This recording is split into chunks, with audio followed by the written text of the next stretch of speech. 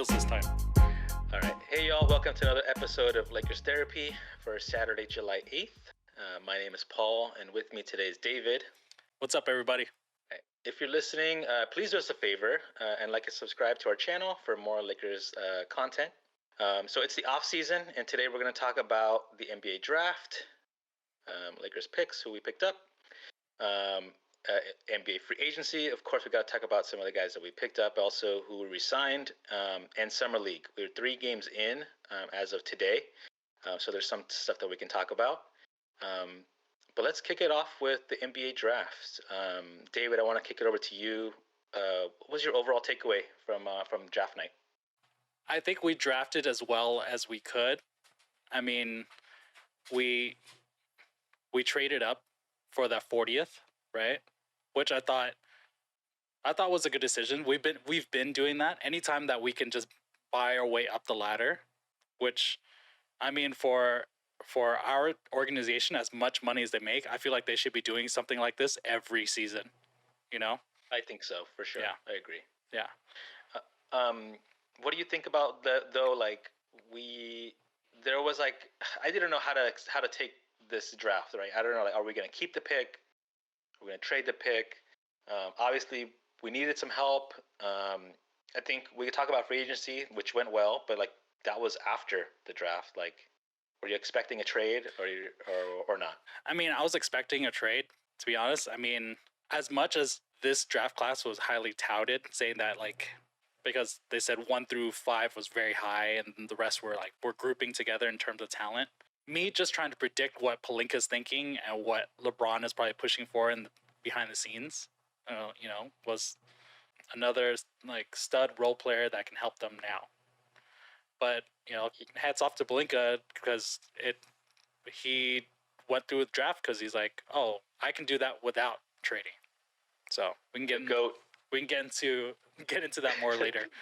Pelinka the GOAT. Okay, we gotta talk about it. But I think my thought was I was thinking we were gonna keep the pick, but I was really hoping for a center. I mean, my guys were taken off the board.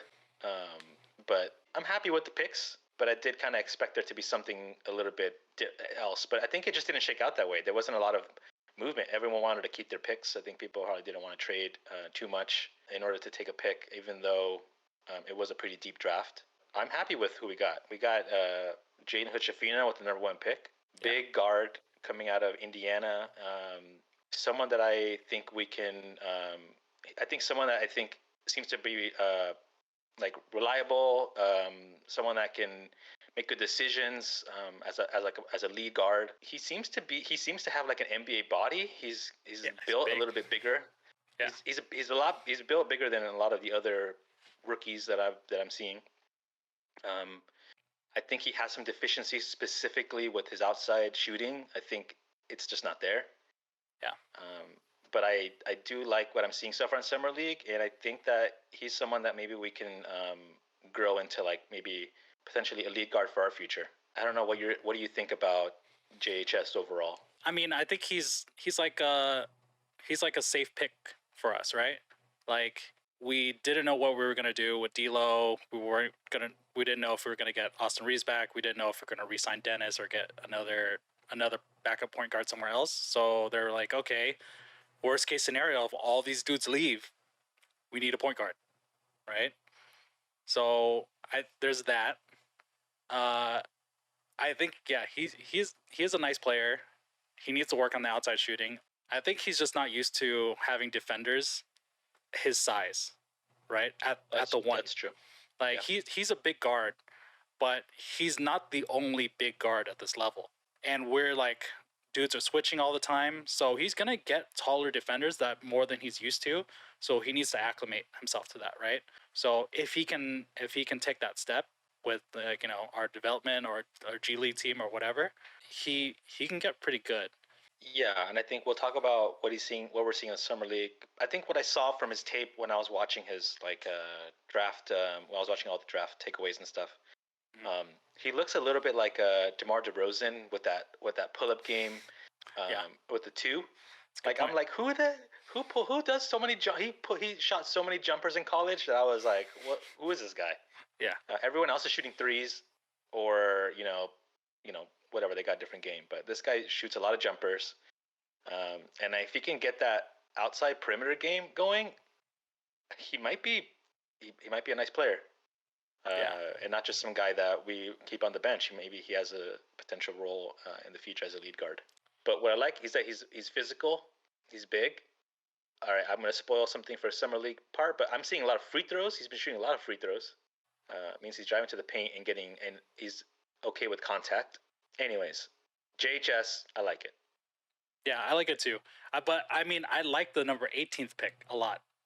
Oh yeah, the Heat player, man. Yeah. I saw that dude was balling, and he came from UCLA too. So I'm like, oh, that would have been really nice. But he was like he's like a small forward, power forward. I really wouldn't have minded if we got him. Like that dude's a hooper. I liked him. I think retrospect though, if we're gonna re-sign Rui, we have LeBron and AD as already our bigs. Exactly. Like, where does Jaquez fit in our rotation? Like, it's gonna be tough. Yeah. No, so I feel like it was a good pick. If I were just to pick an individual player by themselves, then I would pick Jaquez. But that's true. Yeah, Miami I think would do well here. And I think if we look at it differently, if we were a different team, Jaden Hutchefina probably wouldn't be the right guy. We probably want someone with a little bit more, like you said, he's a safe pick. Maybe we want someone with more upside, more explosive. Yeah.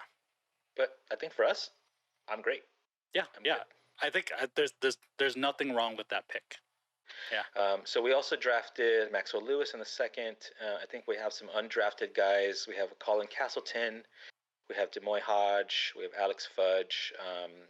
What are your thoughts on any of these guys that maybe stood out to you on draft night or the next night?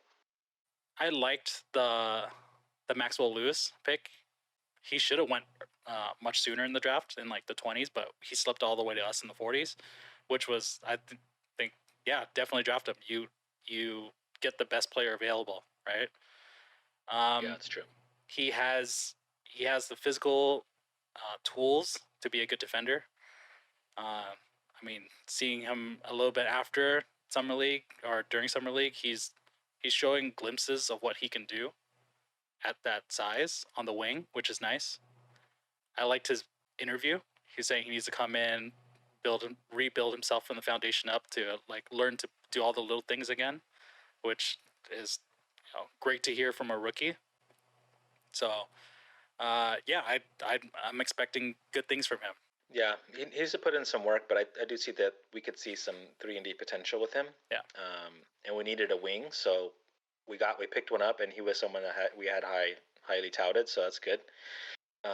I do like the Colin Castleton pickup. I think in the chat we were like kind of mixed. You were kind of mixed on him. I do like what I'm seeing so far. I think I said like maybe a Visa Zubats style player, where someone that's kind of like a plotting guy, not a super explosive athletic guy, but he sets a good screen. He has a decent touch, like he has decent hands. He can catch. Yeah. He can take it up the floor. I've seen him take it up the floor a lot in summer league, and it's nice. And he's got some good rapport with the guys. And I feel like he's just also kind of like a pro. Yeah. But he's a bit older, so I think that's kind of expected from him. He has the same agent as Austin Reeves. Oh. Yeah. So Austin Reeves passed up a second-round draft pick to sign with the Lakers. So did Colin Castleton. He passed up a second-round draft pick with, I forget which team, to sign with us. So he's betting on himself. I like all those points you mentioned. I do like that he can do that. I don't like that he's like a 6'11", 7-foot player, but he plays like he's like a small forward or power forward. He doesn't jump very high, if at all. But neither does really. That's why I compared him to Zubats, because Zubats doesn't really jump high. He just uses his body to like kind of protect the paint. Colin Castleton does have a really long reach. Does. So I'm hoping that he can at least just rebound the ball. He might not be the shot blocker, although he did block a lot of shots in college. But I think in the NBA it might be different for him. Yeah. He needs to fill out his frame. Definitely. Bulk up, and then I could see him potentially being like a last guy off the bench, but I think that's not bad for an undrafted guy. Yeah, and to be honest, he put himself in a good situation with us, right? Like he's not getting the bag like right off the gate, but he put himself on a contending team that is currently in need of a backup. Our best case scenario is that he kills it, right? He just destroys summer league. He shows up to training camp and he's better than Jackson Hayes, who we'll talk about later. But like that's what I want. Unless he fills out his frame, I don't see him getting any real minutes with us. Like all those things that he's doing, like he can shoot a little bit, and like none of that matters if he's getting shoved and like fading away from every block or every shot. I'll reserve my judgment on him. I'm hoping he toughens up. I would like to see him. So I think Jalen Hood-Schifino, specifically Colin Castleton, I would like to see them how they fare in preseason, because it might be look a little bit differently once we have an NBA offense to run. When there are other guys that are going to be working off of them. Let's see what they look like there. I don't think Colin Castleton's going to get minutes on this team really, but we can at least see if there's any potential. In JHS, I think we'll also look better with offense to run rather than like a summer league that's kind of offense is kind of stitched together right now. Yeah, that's fine. I mean, it's summer league. I don't need we don't need to win it all. And I think the last few years, I think the year with Lonzo and Kuzma, that year was like our best summer league. That was so fucking fun. That was the funnest summer league ever. I don't need to recapture that every year. I'm good. No, I'd rather be in the Western Conference Finals, the finals, and have a shitty summer league. Yeah. Than have a great summer league. All right, let's move on to the NBA or the free agency. So we picked up Gabe Vincent. I think was our first our first guy that we signed. Then we signed Taurean Prince. I think this is how it went chronologically, so I'm going that route. Gabe Vincent, Taurean Prince, then Jackson Hayes, which I was kind of surprised by. Yeah. Cam Reddish, which was no surprise. I think everyone was like, when are we signing Cam Reddish? It's inevitable. And it's a clutch guy, so of course. So there's those guys. I want to talk about them, but we also signed in short order. All this within the next few days. We re-signed Rui. 48 hours. Yeah, re-signed Rui. Pelinka was doing work. We re-signed Rui, and then was it Austin first or D'Lo first? I think maybe it was D'Lo first. Austin first, then D'Lo. Okay, so we got the guys we wanted back. We did lose Dennis, Lonnie, Beasley, Troy Brown Jr. And Troy Brown Jr. and Mo Bamba. I would say maybe more fringe guys. I think we did replace most of their output. Yeah, I think the one guy maybe we're probably going to miss the most is Dennis. Yeah. But Gabe Vincent, and honestly, I didn't follow him or the Heat too much last year, but from what I've seen and read, Gabe Vincent is a great pickup and could be our Dennis replacement right now. Yeah.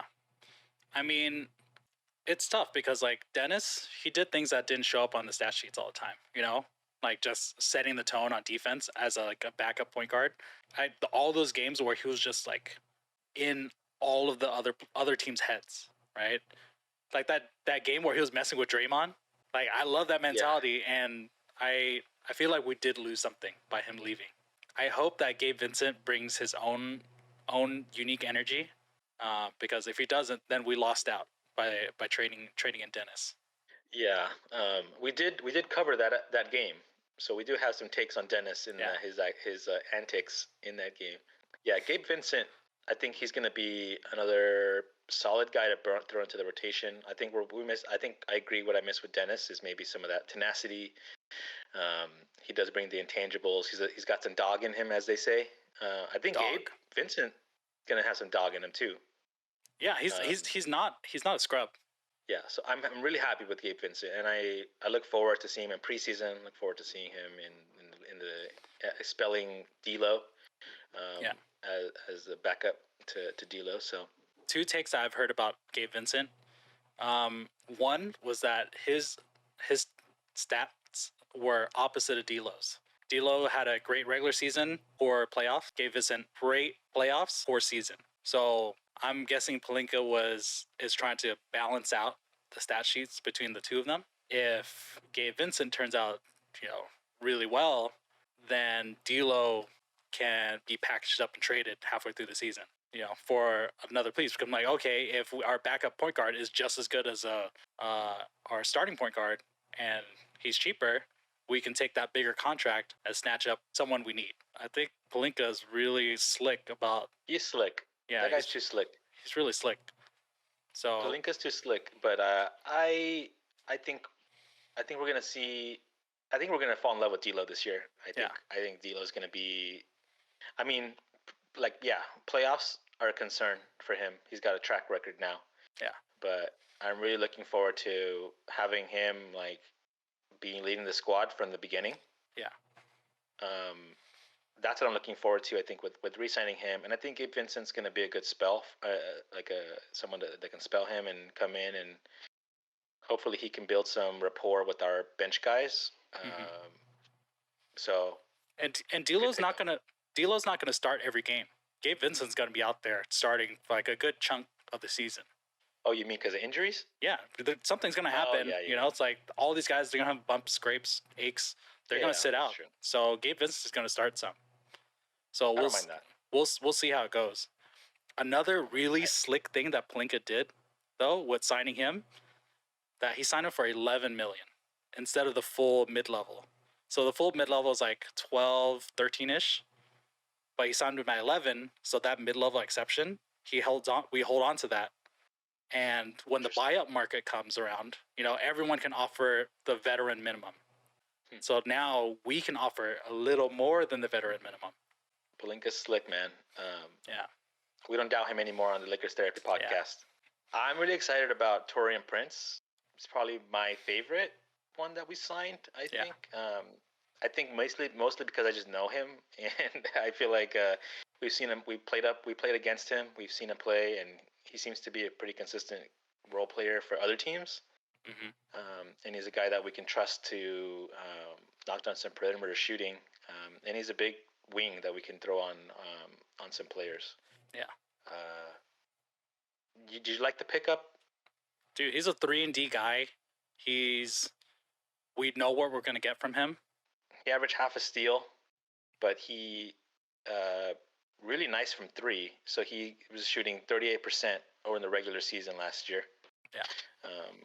Which I'm excited for, and averaged about 22 minutes. So a lot to like from him. I'm excited to see him in preseason. So we signed two more guys, Jackson Hayes and Cam Reddish. Yeah. Jackson Hayes, I've liked him coming out of college. If I remember correctly, he was the pick that we traded to Pelicans for AD, or one of them. Technically, we traded them a pick, and they took that pick and traded down. Okay. It wasn't exactly the pick, but yeah, they got him as a result. I remember him being like leap out of the gym type of a guy. He's super athletic and really tall. Yeah. He's someone that I don't know how reliable he's going to be as a backup center, but I think there's something that I'm excited to see it at least.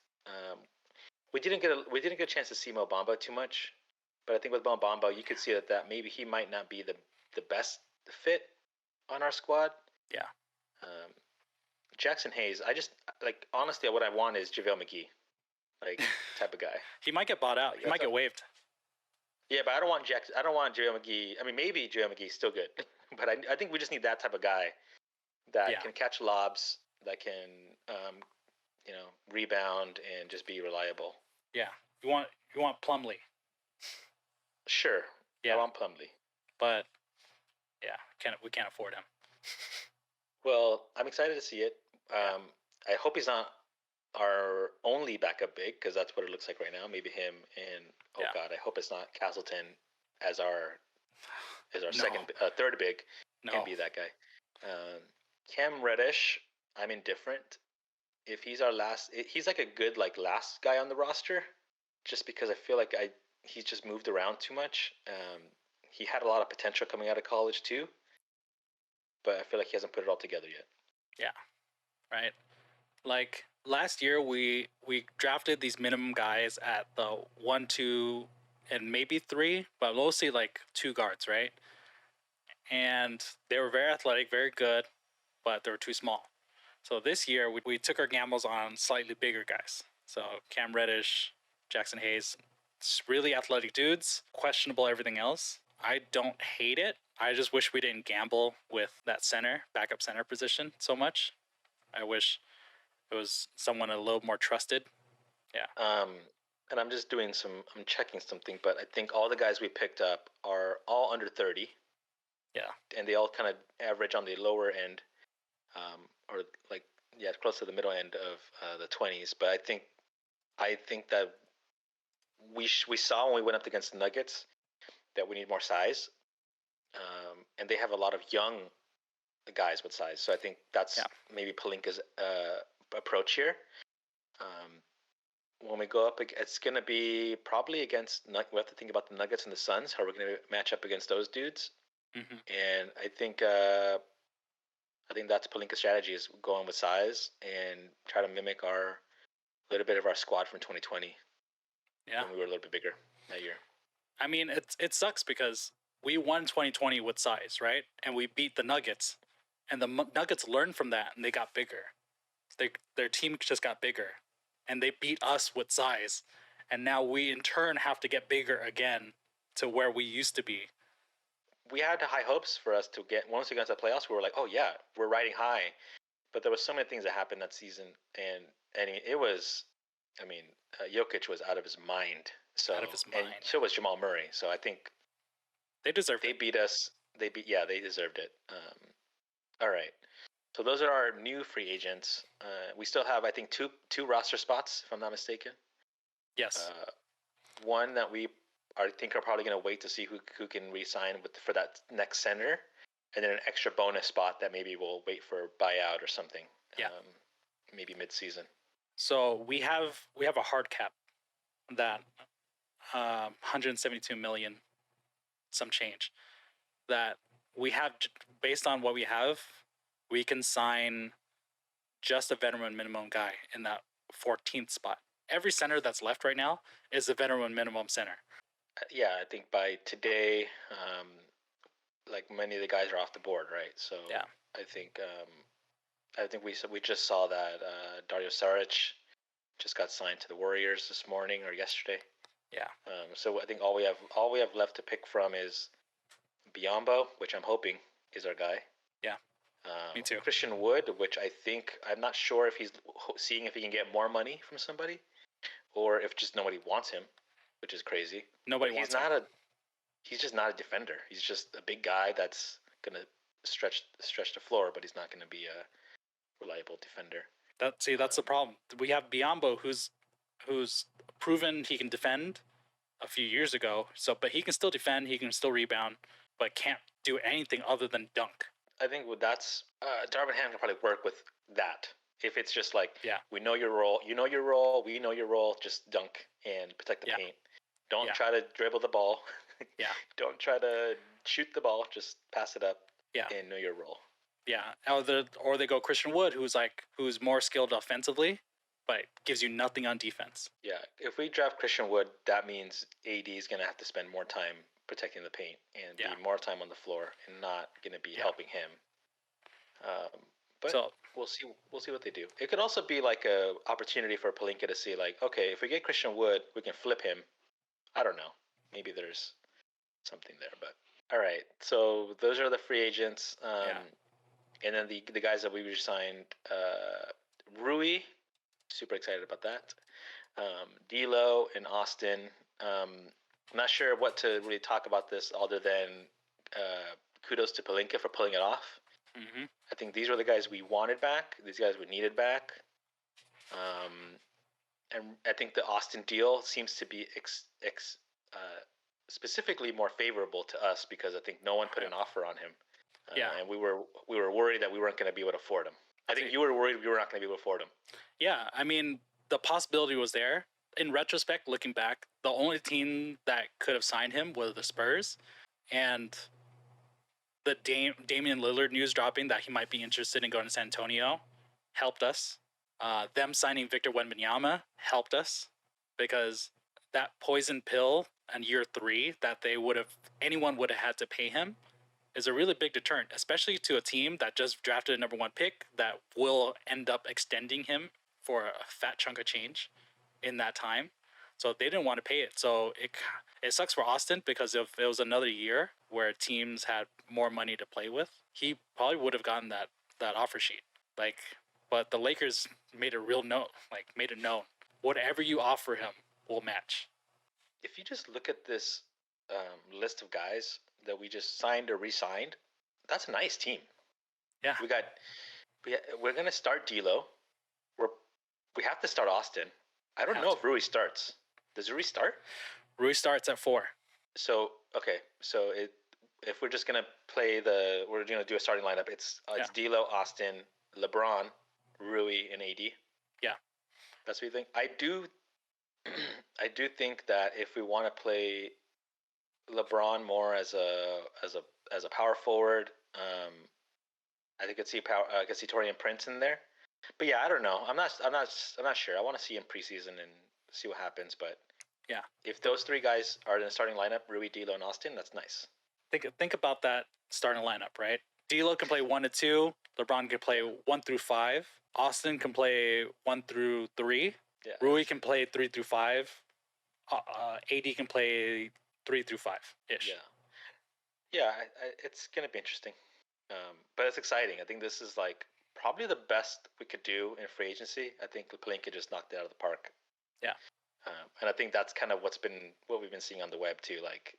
Everyone's pretty much saying he pulled it off, and it was a good off season for us. We paid Rui a little more than we should have, but we also paid D'Lo a little less than we could have. So I guess that balances out. Yeah, I feel like Rui and Austin, the playoffs really helped them. They really showed that they're guys that maybe could be on a good team. And I think it was unfortunate for D'Lo. I think if this was a different offseason, he would have probably not re-signed with us.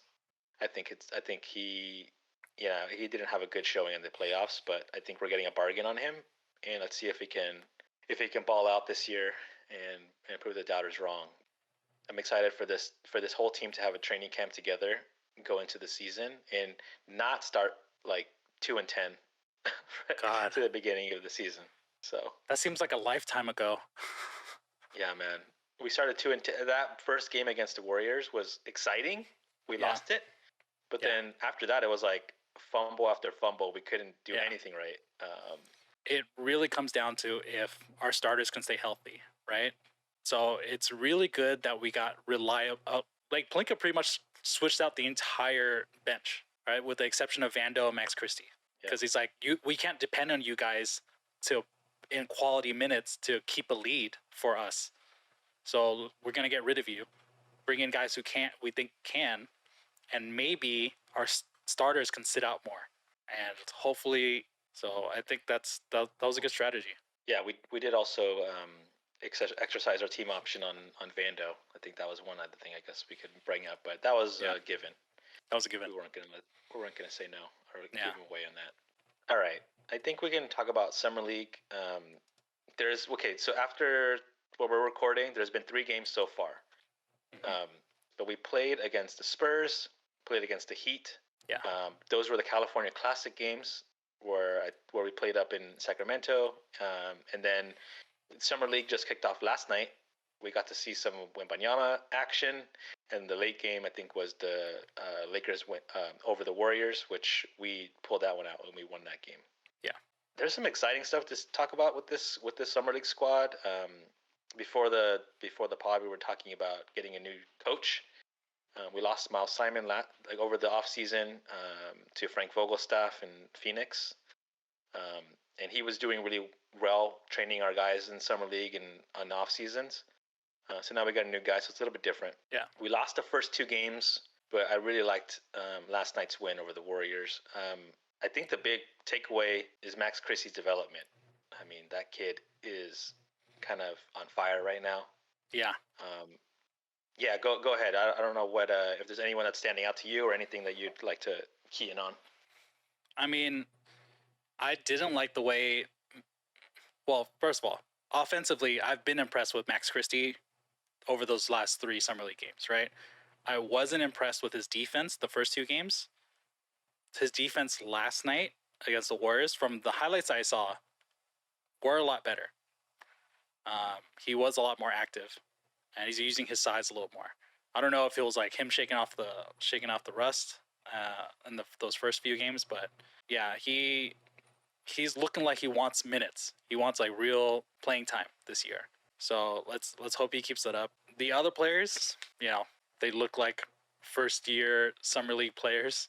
You can see all the deficiencies pretty clear: outside shooting, decision making, size for like Castleton. He's doing well for his size, but he's still, you can see that he's playing a little lighter than he could be. All in all, they're looking good based off the players that we have. Yeah, and I think with Max Christie, the defense is, maybe he's not a lockdown one-on-one defender. He has pretty good, like, I think some fundamentals, like team defense. I think he's pretty good. He's not going to lose his man too much, but maybe a guy can blow past him if if he's on the wrong step. So I think there's still room for improvement for him there. But on the offensive side, 3-level scorer, man, we haven't had that since Kobe. We haven't had a guy that can take it to the rack, shoot the perimeter, or shoot a mid-range. Like, he's got that. Yeah. And I'm excited to see him develop, see what he can do, because if he can actually be a reliable shooter, that's something to build around. That's not just a guy that keep on a bench. Yeah. So he's fighting. I think he's quoted like, "I want to fight. I'm playing for minutes. I'm trying for minutes." Right. Yeah. And we should mention he's only 20 years old. Yeah. He's 20. He looks like a different guy from last year. Like last year, I think he looked really frail, and like in the summer league, he looked all right. But then he started getting some minutes in the NBA season or the regular season, and you can already see he's already starting to apply some new techniques or improve where he had gaps, and also he's starting to bulk up more. Yeah. And you can see him like a lot different physically from where he was last year. You know how he needs to get better, right? He needs to shave his head. He needs to get the Kobe cut. We're big on haircuts here at Lakers Therapy, so he already looks like Kobe, like nose down. He needs to get the haircut too. He does, but I know, but not even just that. I'm serious. I'm seeing like something with that 3-level scorer type of player that he is. Did you see that dunk that he had last night? That was nice. Yeah, that was nice. He got Jackson Hayes up on his feet. Don't get me wrong. He's not Kobe. He's not as athletic, nearly as athletic as Kobe was. Kobe was. It's also, you were saying, at this age, Kobe was far more advanced in his abilities. But I just like what I'm seeing from the kid, and he's someone that I'm looking forward to watching in preseason. Like he has really good size for the 2-3 position. I wish he was faster. I really wish his steps were more explosive. He's using his size to compensate for that, which I think is fine. If he could get faster though, he would be so dangerous. Yeah, man. I'm like, it's crazy to watch him. He's kind of like the summer league's current like break glass in case of emergency type of guy right now. Like, we don't have a play, throw it to Max, and he'll be contested and still knock it down. Like, that's pretty sweet. He's got some post play. He can take it to the post and like maybe turn around or take it there. But so many good things to say about Max, and I'm excited for this year. I hope that he can get some minutes. During the season.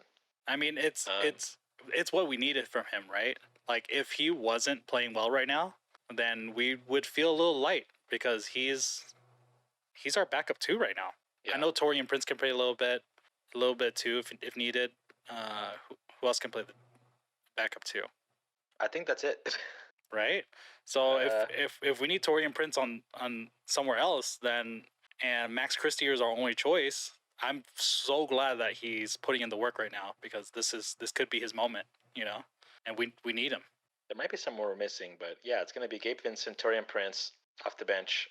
But okay, Max Christie has his first game against the Spurs, or against Miami Heat. He had 17 points, 6 of 11.